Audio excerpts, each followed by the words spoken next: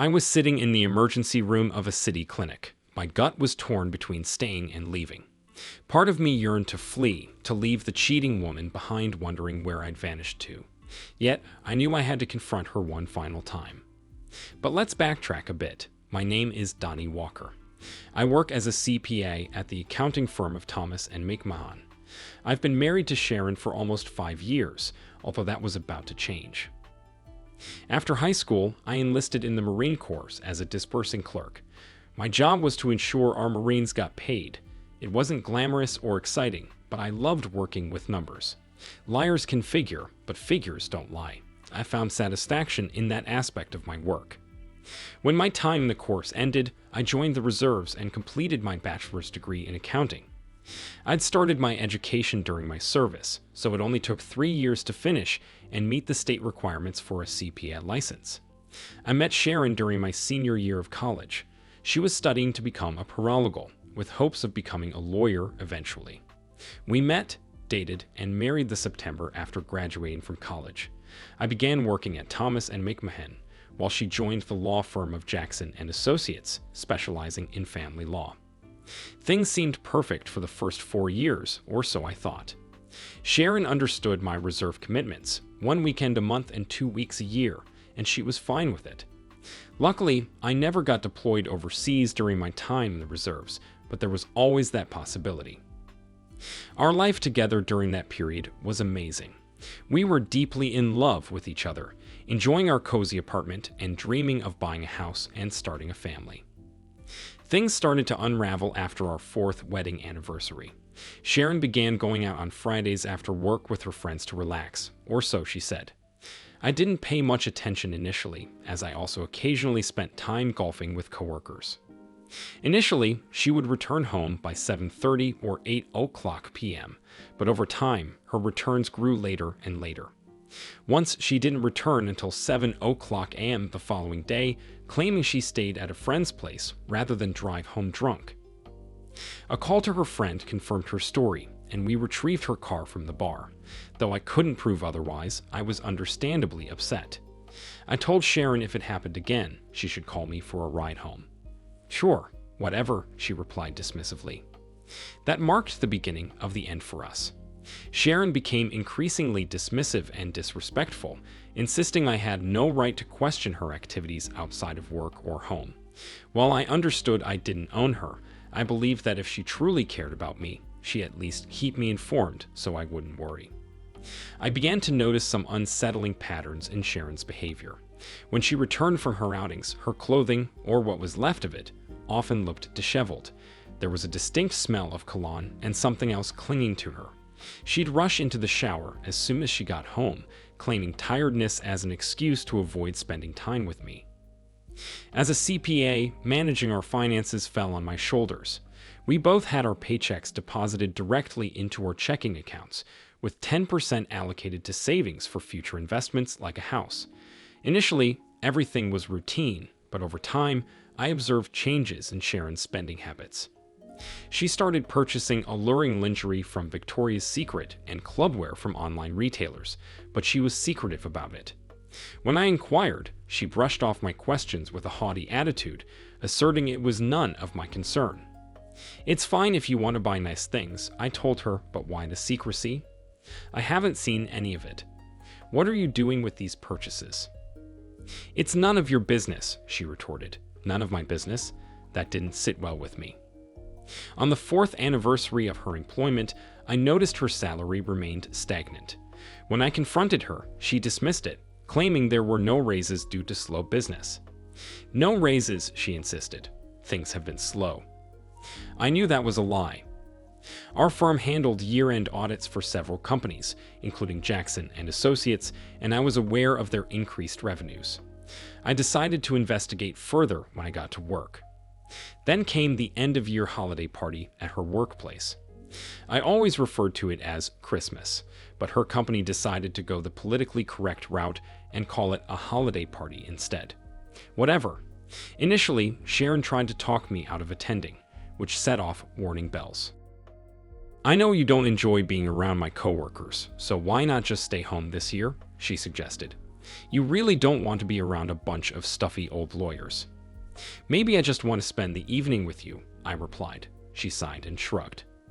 Well, okay, if you insist, she relented.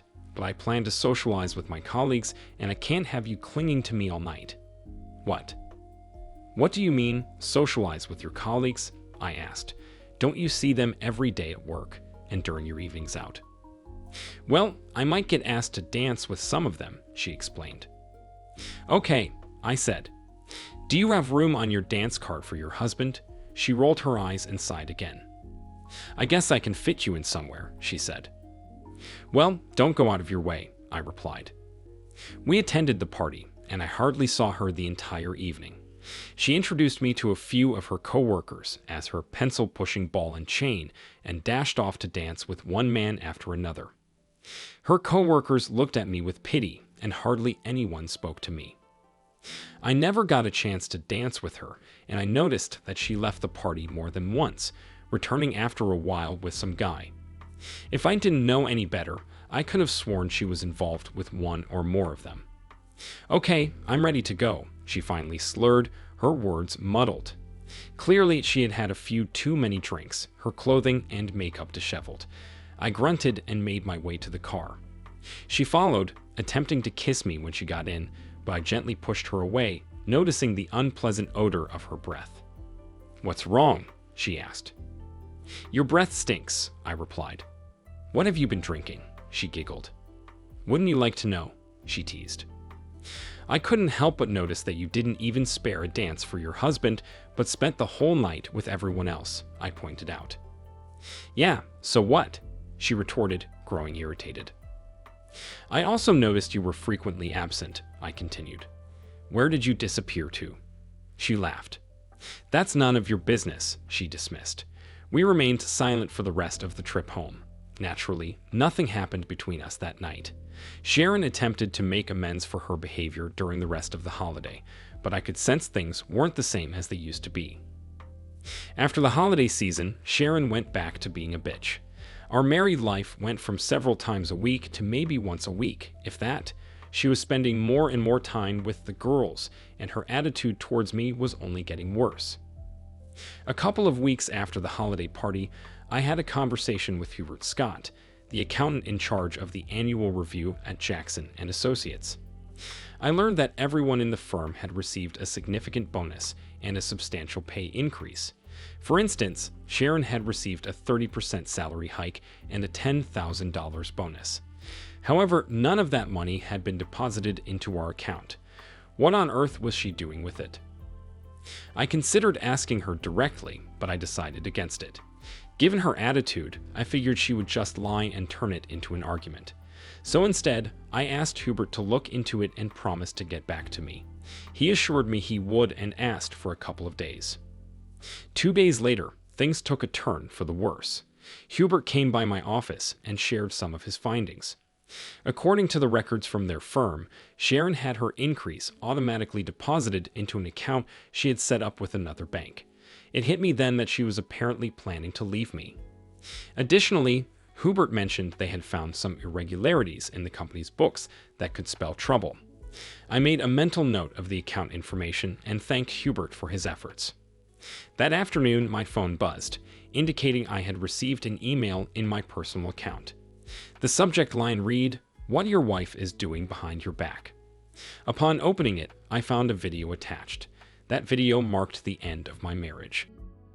The video was of my wife with a guy from the party. I don't think I need to explain what they were doing. They kept saying insulting things about me and calling me a wuss. Needless to say, I was furious after watching that video. I halted the video, unable to bear any more. Glancing at the email, I sought the sender, hoping against hope it was some twisted prank. I shot back a reply, "Who are you and when did this happen?" A few minutes later, a response landed in my inbox. "I'm Tiffany Hall, the wife of the guy in the video, and I know your wife. This went down yesterday. Do you want to meet? If so, call me at this number." Of course, I was eager to meet. My mind buzzed with a million questions. How long had this affair been happening? This video shed light on so much of the tension between us over the past few months. I scribbled down her number and dialed. "Hello," a voice answered. "Is this Mr. Walker?" "Yes," I replied. "Please, call me Donnie. Is this Tiffany?" "It is," she confirmed. "I assume you've seen the video." "Bits of it," I admitted. "I want to meet and get to the bottom of this." "All right," she agreed. "Let's meet at the Starbucks around the corner from your office. 20 minutes. "I'll be there," I assured her before ending the call. I shut down my workstation, informing my secretary that I'd be out for a while. It only took me 10 minutes to reach Starbucks, so I ordered a coffee and waited. Shortly after, an attractive woman walked in. She scanned the shop, and when our eyes met, she approached. I invited her to sit, offering to buy her a coffee after we introduced ourselves. After getting her order, she retrieved a manila envelope from her large handbag and handed it to me. "Here's everything you need to know," she said, gesturing toward the contents. Peering inside, I found photographs alongside a report compiled by a private investigator and a flash drive. The drive holds videos, additional photos, and a digital version of the report. "I'm sorry you had to find out about their affair like this." "How long has this been happening?" I asked, my heart sinking. "At least 4 months, from what I've gathered," she replied. "Possibly longer. She's been involved with others at her firm too. It's all in the report." "Just out of curiosity, why are you telling me all of this?" I inquired.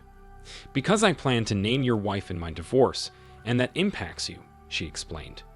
"Plus, I thought you should know, in case you hadn't already figured it out." "I've had my suspicions for a while, but I lacked concrete proof," I admitted. "So, what's your next move?" "I've already made it clear to Gerald that if I caught him cheating again, I'd divorce him," she revealed. "Like you, I've suspected for some time, but without evidence. I caught him once before, but he warned me that if I left, his firm would ruin me. You're familiar with their reputation, right?" "I've heard Sharon talk about how they tend to destroy spouses they go up against," I said. Frankly, I was astonished at some of the stories Sharon had shared about their firm. Even more astonishing was how they had managed to evade consequences thus far. "Their motto is win, no matter what," she declared, "by any means necessary." "So you're going through with it this time," I remarked. She nodded firmly. "I am," she affirmed. "Now that I have concrete evidence of his infidelity." I nodded in understanding. "So, what do you need from me?" I inquired. "Nothing," she replied. "I just want to do what's right." "Not even a bit of revenge?" I probed. "Nope," she said, shaking her head. "No offense. You're a great guy, but I won't risk messing this up until it's done." I nodded in agreement. "No offense taken," I assured her. "I completely understand." "In fact," she added, "I think it's best if we don't see or talk to each other until it's all over." I gained a new level of respect for her. "That makes sense," I conceded. "Thank you for sharing this with me." As she prepared to leave, I stood up. "You're welcome, Donnie. Again, I'm sorry," she apologized. She reached into her purse and handed me a business card. "This is my attorney's information. She's a real shark, and she's expecting your call." I accepted the card with gratitude. Considering all she had revealed, I was eager to see what was on the flash drive. I called the office, took the afternoon off, then headed home. Upon arriving, I went straight to my personal computer and inserted the flash drive. On it were several videos of Sharon with various men, including Gerald Hall. Some of the footage showed her with Gerald and at least one other man. One scene in one video made me feel bad. Gerald and my soon-to-be ex-wife were in the room. Gerald was laughing, and my wife was telling him how much she enjoyed giving me horns in front of everyone, and that if I went against it and tried to do something about it, my reputation would suffer greatly. I couldn't fathom that this was the woman I once loved. Unbeknownst to her, she had just ignited a battle, and I vowed to give her a fight she wouldn't even comprehend. After reading the private investigator's report, it became clear that Sharon regularly rendezvoused with her lovers, often at the downtown Marriott Hotel, at least once a week. Additionally, they always spent at least one weekend a month together. Last month's report revealed that Gerald had spent an entire weekend with Sharon at my own home. Glancing at my schedule, I realized those were the weekends I was on reserve drill duty. With some time before Sharon's return, I checked my watch and decided to act. I pulled out the card Tiffany had given me and dialed the number. "Law offices of Rebecca Taylor," the receptionist answered. I introduced myself and scheduled an appointment to see Rebecca the following morning. After that call, I logged into our bank account and began the familiar ritual of preparing for divorce. I paid off and canceled our joint credit cards, then opened a new account in my name only. Half of our money was swiftly transferred into that account. I headed to my gun safe and retrieved my .45 caliber M1911 pistol still securely holstered. After grabbing a fully loaded magazine, I inserted it into the pistol grip and fastened the holster to my belt. Living in a state that mandates a permit for carrying a pistol, I made sure mine was up to date. Although I also possessed a concealed carry permit, I rarely utilized it. However, after overhearing Sharon with her despicable lover, I wasn't willing to take any unnecessary risks. Entering what was once our bedroom, I collected a suitcase and an overnight bag. Her clothes were carelessly tossed into the suitcase, and her toiletries were packed into the overnight bag. I didn't bother with any precision in packing her things, setting the luggage by the door without much thought. As I sat at my computer, Sharon arrived home. I activated the camera on my phone, always kept conveniently in my shirt pocket. The phone was tall enough that its camera lens peeked out over my pocket. She appeared surprised to find me home before her. "Donnie, what are you doing home so early?" she inquired, entering the bedroom, which now served as my office space.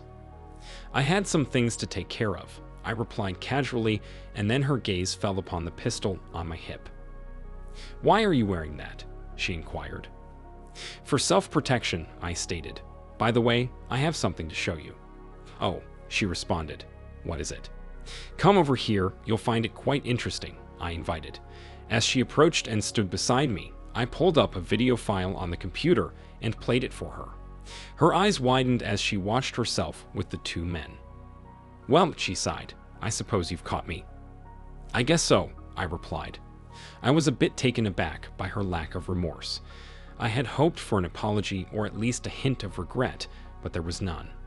If anything, she seemed more arrogant and dismissive than usual. "Now that you know, there's no need for secrecy," she declared. "I'll be bringing Gerald by the house from time to time, and yes, he'll be staying the night. In my bed. It's a shame, really. I had hoped to keep this from you a bit longer, but I see no point in waiting." "You're out of your mind, Sharon," I snapped. My tone was sharper than she'd ever heard from me, and she visibly recoiled. "In fact, you're going to pack your things and leave right now." "What are you going to file for divorce?" she retorted. "Because if you do, it'll be the biggest mistake of your life." "Really?" I challenged. "Why? Are you and your cronies going to concoct more lies about me, like you did with the others?" "So, that's your plan?" I asked. "To force me into being your cuckold by fabricating lies you know are false?" "Why not?" she retorted. "We've done it before. I'll leave for now, but you better think long and hard. You have 48 hours to reconsider. Either comply or face public humiliation." "Wait," I said, reaching for her hand. "What?" she questioned. I swiftly removed her rings and snatched her keys from her purse. "What are you doing?" she demanded as I extracted the house key. I tossed her purse back to her. "Get out," I commanded. "I've already packed some of your belongings. Now go." She glanced at the luggage by the door and then back at me. "Come on, Donnie, don't do this," she pleaded. "Out," I insisted. She picked up the luggage and left. I stopped the video on my phone and reviewed it to ensure I captured the entire confrontation. I had. Good. I would make sure Rebecca saw this tomorrow. I sent the video to my email so I could access it on my PC. From there, I forwarded it to her parents, her sister, and my own parents. I wanted them all to witness what Sharon had become, and I refused to let her portray me as the villain in this situation. The rest of the night was spent drinking beer and watching TV. After a somewhat restless night, I called into work and took a couple of vacation days. I explained the situation to my boss, and he completely understood. Just take care of what you need to and come back as soon as you can, he advised. Thanks, boss, I said, ending the call.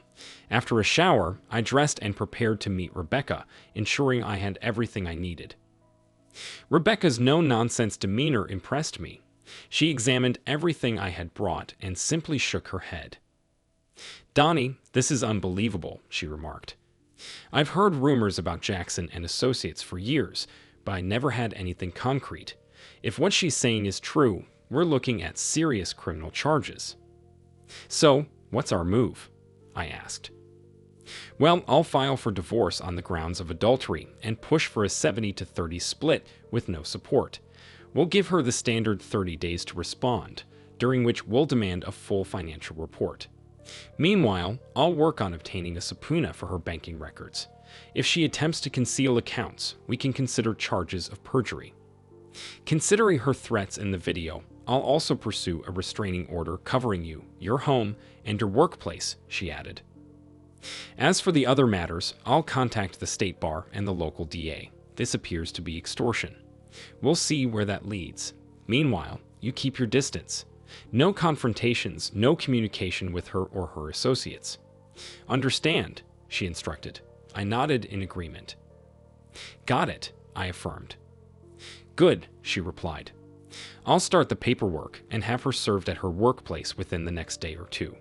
You can reach me on my personal cell if needed, but don't overdo it. She handed me her card.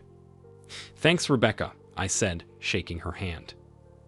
That day, I received 3 phone calls. The first was from my mother. Donnie, I'm so sorry about all this. Are you all right?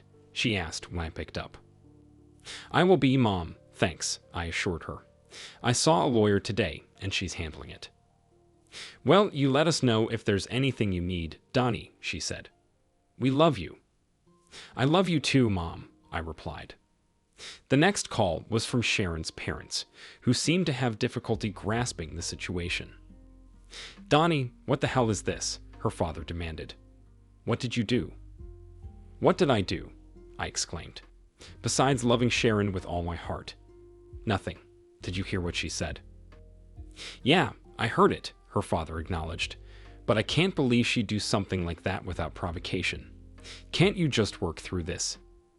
No, Dad, I can't, I stated firmly. I've already consulted a lawyer, and I'm filing for divorce. I'm sorry, son, he finally said. This just doesn't make sense to me. I had to agree. Nothing Sharon did made any sense. Just please don't hurt my little girl. I won't, I assured him, ending the call. Her sister also called, and she was furious. What the hell is going on, Donnie? She demanded. What did you do? I didn't do a damn thing, I retorted. It's your sister who's lost it, not me. I don't believe it, she insisted. My sister would never do something like this. Believe what you want. I don't care, I snapped. I'm just informing you why I'm divorcing her. You can take it up with her. With that, I ended the call, seething. I fired up my computer and checked my email. In my inbox was a message with the subject, I know what you've done. The sender was from Sharon's firm. The email looked suspicious, like one of those fake messages that end up in the spam folder. I know what you have been doing, and I have video footage of you doing illegal acts to minors, the letter read. You have a 24-hour window to halt any divorce proceedings, and our records will be purged upon receipt of a cashier's check for $100,000. Failure to comply will result in the dissemination of said records to authorities, your family, your Marine Corps Reserve superiors, and your workplace. If you accept, respond with agree to delay further action. The email was unsigned, and despite scrutinizing the header, I found no clues. It wasn't my forte, so I called Julian Baker, our company's id security expert. Julian, I need a favor, I said. Sure thing, Donnie, he replied. What's going on? It's sensitive, I cautioned. Can you keep it confidential? For you always, Julian assured. I received an email that seems to be from my wife's law firm, but I'm not certain, I explained. Could you take a look and let me know? Of course, Julian agreed. Forward it to me, I'll check it out. Thanks, I said, ending the call and sending the email to Julian. The wait felt interminable. About 30 minutes later, Julian called back. What did you find? I asked anxiously. Well, Julian began, it definitely originated from Jackson and Associates Network. They didn't even bother masking it or using proxies. Talk about arrogant. Can you verify that? I inquired. Absolutely, he affirmed. I can even identify the author. Would you be willing to testify to that in court? I asked. Sure, if it comes to that, he replied. Thanks, I owe you big time, I expressed. I'll inform my attorney. She might want to speak with you. No problem, he responded. Just give her my number. After ending the call, I immediately dialed Rebecca. She picked up on the second ring. Rebecca Taylor, she answered. Rebecca, it's Donnie Walker. I received an email that seems like blackmail, I informed her. Our IT security guy looked into it, and he says it came from Jackson and Associates Network. Really? She inquired. All right, I'm working on your petition now and getting the restraining order. Forward that email to me along with your 8 guys' contact info. We'll handle this. Don't respond or take any action. Okay, I agreed. Thanks. Ending the call, I sent Rebecca the requested information and then cracked open a beer. I couldn't help but wonder what would happen next. I found out later that evening. Around 9:30, Tiffany called. Donnie, are you watching the news? She asked. No, I replied. Why? Switch to Channel 7 right now, she urged. Channel 7 was a local news channel, which I rarely watched. I switched the channel. On Eyewitness News, it's been reported that a gunman entered the Lamplighter Bar and Grill, resulting in 4 fatalities and 4 serious injuries this evening. According to the news announcer, the gunman used an AR-15 style weapon equipped with a bump stock. Eyewitnesses at the scene reported that the gunman was confronted and shot dead by another patron armed with a pistol. The motive behind the shooting remains unclear, the announcer added. The scene shifted to a reporter interviewing a witness. It was chaotic, the witness said. This guy stormed into the bar, went straight to a table where some people were seated, and started accusing them of ruining his life with lies. He was shouting things like, "You're all going to pay for destroying me with your lies." Then he pulled out a rifle and started firing. He managed to get off several rounds before another guy shot him in the back with a pistol. Everyone was scrambling to get out. Returning to the news announcer, it was stated, names of the victims are being withheld until their next of kin are notified, but police have revealed that they were all employees of the law firm Jackson and Associates. The gunman has been identified as Louis Mitchell, who went through a contentious divorce in which he was accused of misconduct toward minors. It's unclear where he obtained the weapon used in the attack, but there are already calls for stricter gun control measures from activists. Coming up next on Eyewitness News, a heartwarming reunion between a man and his dog. Damn, I muttered to Tiffany. There was a knock at the door. I have to go now, Tiffany, someone's at the door. Same here, she said. Call me if you find anything out. I will, I said, ending the call. I stowed my phone and opened the door to find 2 police officers. Mr. Walker, one of them asked. Yes, I replied. Do you know a Sharon Walker? He inquired. Yes, she's my wife, at least for now, I said. I'm sorry to inform you, sir, but your wife has been seriously injured in a mass shooting and has been taken to Mercy Hospital, the officer said. How bad is she? I asked. I really don't know, sir, he replied. I suggest you talk to the doctor when you get there. Again, I'm sorry, sir. With that, they tipped their hats and left. Damn. I wanted that unpleasant woman out of my life, but I didn't want her to die. I called Tiffany back. She answered on the second ring, and I could hear her crying. Tiffany, it's Donnie, I said. What happened? They just told me Nate, my husband, was shot and killed at the Lamplighter, she said. I'm sorry to hear that, Tiffany, I said. Damn again, I thought. I had hoped the jerk would end up being Bubba's subordinate, and I felt even worse for Tiffany. Sharon was shot too. I'm heading to the hospital to find out what I can. Is there anything I can do for you? more sniffling. "No, but thanks for asking anyway," she said. "Please stay in touch and let me know what's going on." "I will," I assured her. We ended the call, and I made my way to the hospital. The place was teeming with police and reporters, while medical staff rushed around tending to patients. Eventually, I found someone who could provide me with an update. Sharon was still in surgery, but I was allowed to wait in the designated area, and they assured me someone would come to update me. Naturally, I had to fill out several forms about Sharon, since she was still covered by my work insurance. She had her own insurance too, so I assumed her treatment would be mostly covered. Here I am at the start of my ordeal, wondering if I should just give up and leave. I called Rebecca to let her know what had happened. She said she would postpone serving Sharon until she recovered from surgery.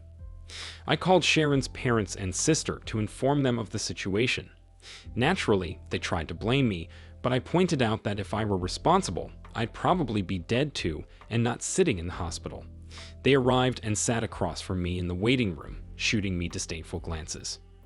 Having already grabbed a quick meal in the cafeteria, chicken and mashed potatoes, I had gulped down several cups of bitter coffee and spent hours watching the news. I had dozed off more than once while staring at the television.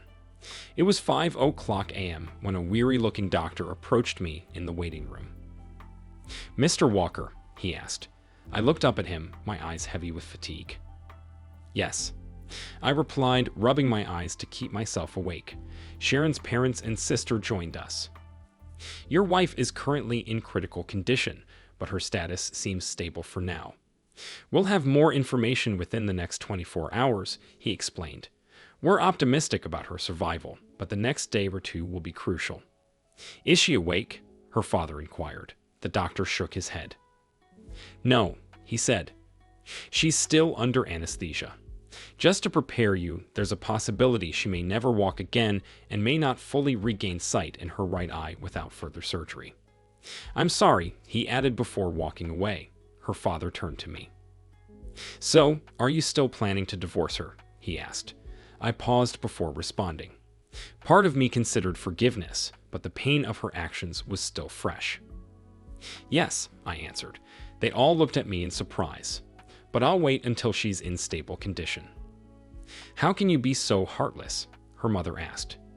"How could she be so heartless?" I countered. "Where will she go? What will she do?" Sharon's mother pressed. "If I'm right, that won't be much of an issue," I replied. "What do you mean?" her father asked.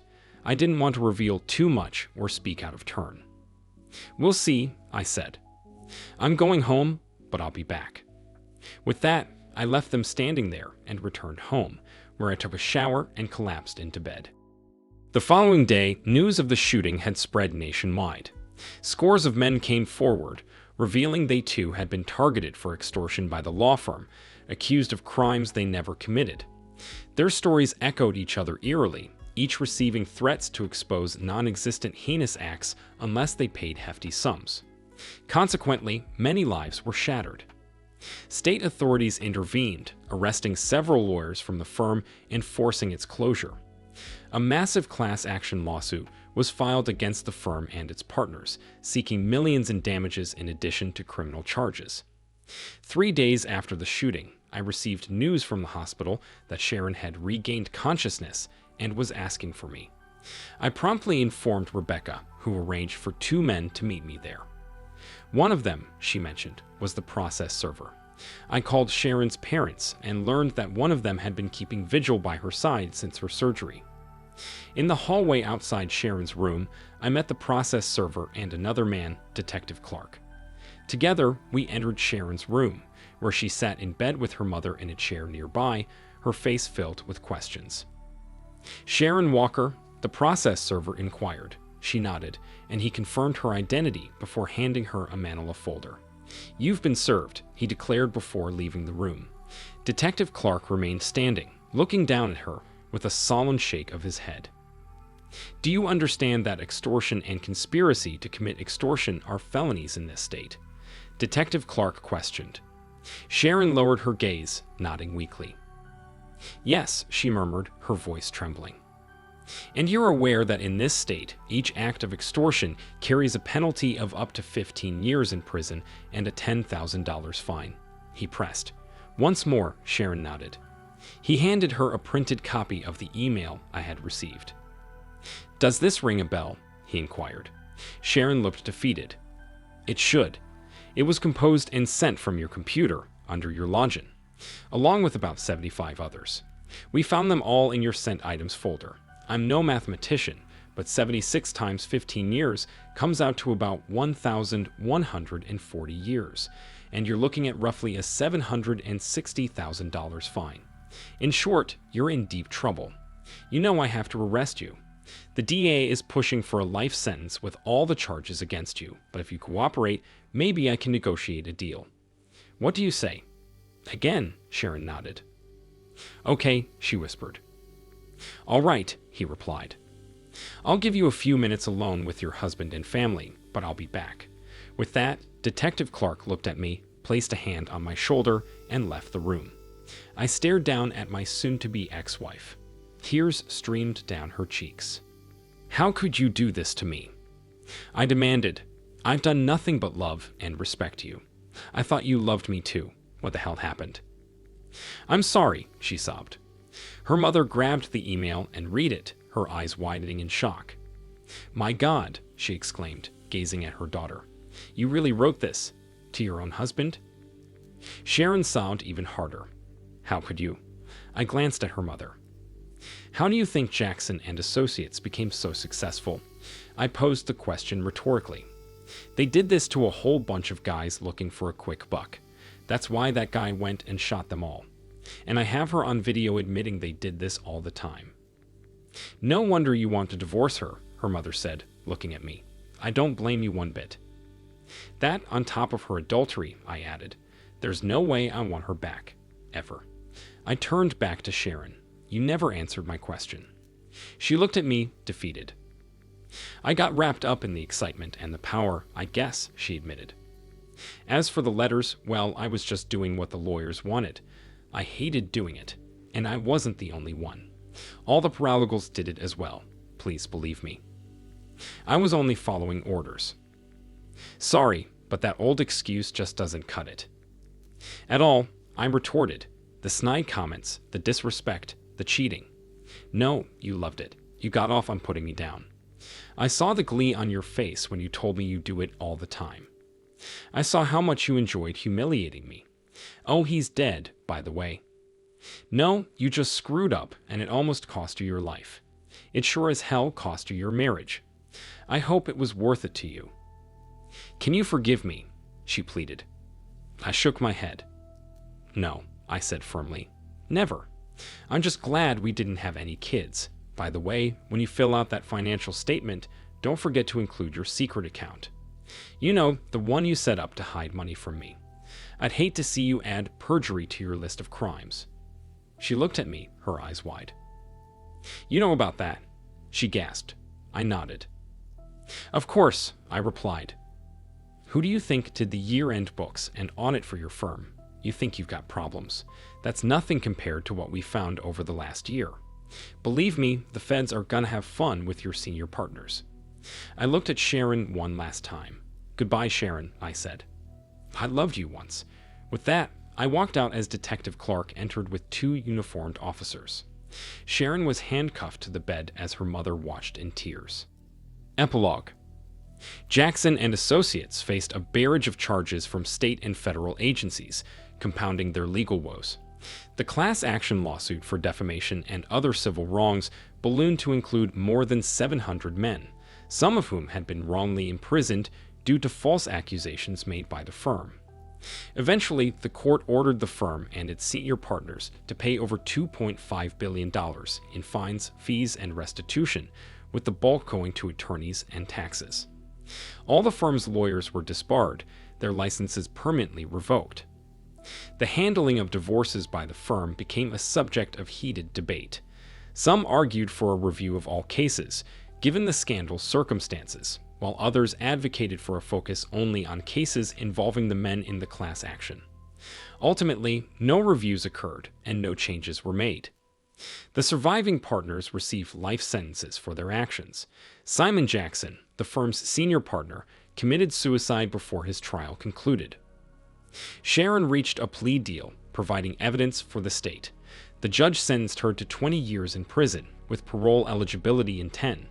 Upon release, she was a mere shadow of herself, bearing scars, blindness in one eye, and mobility issues from the shooting.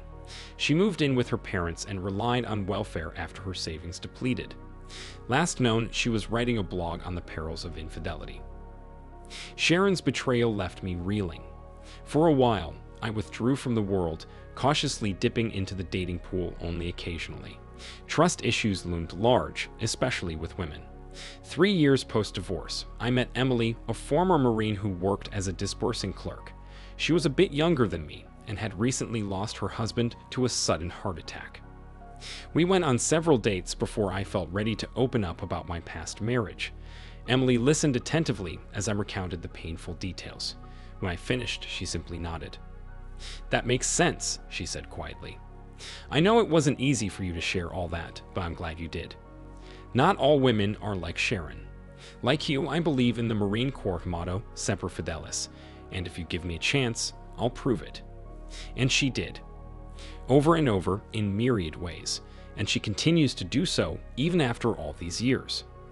I eventually retired from the reserves as a master sergeant and started collecting my retirement benefits at 55. Emily and I have plans to travel the country in an RV we purchased with some of the money I received from the class action against the firm. As Emily assures me, she intends to make me the happiest man alive. I believe her, and that's all I need. Thank you for watching this video to the end. If you liked it, please like it and subscribe to the channel. See you soon.